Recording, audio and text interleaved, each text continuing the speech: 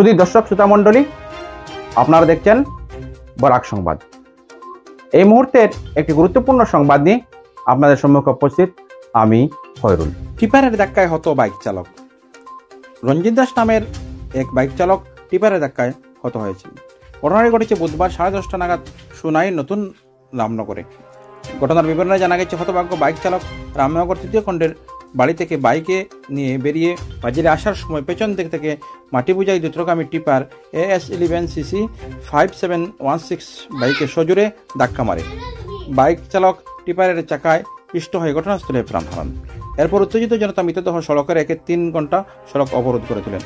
খবর পেয়ে সোনাই পুলিশ সরেজমিনে উপস্থিত হয়ে সড়ক অবরোধমুক্ত করার চেষ্টা চালিয়ে ব্যর্থ হন। এরপর সদর ওসি, দলাই থানার ওসি সহ বিশাল পুলিশ বাহিনী ঘটনাস্থলে পৌঁছান। স্থানীয় জনগণ মৃতের ক্ষতিপূরণ দাবি করে বসেন। উত্তেজনা দেখে শিলচর থেকে বিশাল আধাসামিক বাহিনী ছুটে আসেন সার্কেল ম্যাজিস্ট্রেট সিদ্ধার্থ কুমার। তিনিও স্থানীয় জনতাকে বোঝানো ব্যর্থ হন। পরে সোনাই যুবনেতা, সমাজকর্মী তথা সোনাই পৌরসভার ভাইস চেয়ারম্যান শেখ শাহরুল আলম ঘটনাস্থলে পৌঁছে উত্তেজিত জনতাকে শান্ত করে অবরোধ মুক্ত করেন এবং মৃতদেহ সহ ঘাতক গাড়িটিকে সোনাই থানায় নিয়ে আসে পুলিশ। এরপর সোনাই পুলিশ মৃতদেহ ময়নাতদন্তের জন্য শিলচর মেডিকেল কলেজ মর্গে পাঠিয়েছে। দেখুন এই প্রতিবেদন।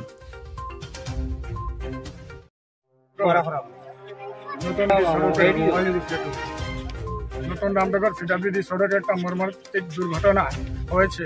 নতুন রামনগর রঞ্জিত রবিদাস, বয়স 30 বছর। উনি একটি বাইক নিয়ে নিজের কাজে যেতেছিলেন। দৈনন্দিন জীবনে দিনমজুরি করে খান। উনি কাজে যেতেছিলেন। উনি যাওয়ার সময় রাস্তায়, নতুন রামনগর পার্ট 1 রাস্তায় উনি যাওয়ার সময় পিছন থেকে মাটি লোড একটি টিপ্পার গাড়ি উনাকে ডাইন চাকা দিয়ে একদম পিছিয়ে পার হয়ে যায়। আর এই দুর্ঘটনায় আমরা গ্রামবাসী দেখে এখান থেকে সবাই উপস্থিত হয়েছি। আমরা ম্যাজিস্ট্রেট স্যারের অপেক্ষায় আছি। আমরা একটু আগে আবার বলেছিলাম যে ম্যাজিস্ট্রেট স্যার আসার জন্য, ডিসি স্যার আসার জন্য পুলিশ প্রশাসন এখানে আমাদেরকে মদত করছে।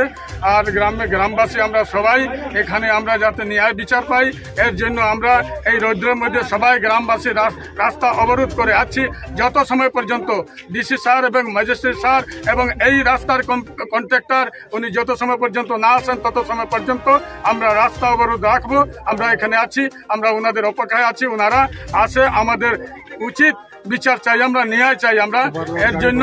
আর এখানে যে রাস্তার কাজ আছে, কাজে যেগুলা ওভারলোড গাড়ি নিয়ে যাচ্ছে, পাথর নিয়ে যাচ্ছে, এটা এমনভাবে ওভারলোড নেই, একটা ছোট রাস্তার মধ্যে এমনভাবে নেই।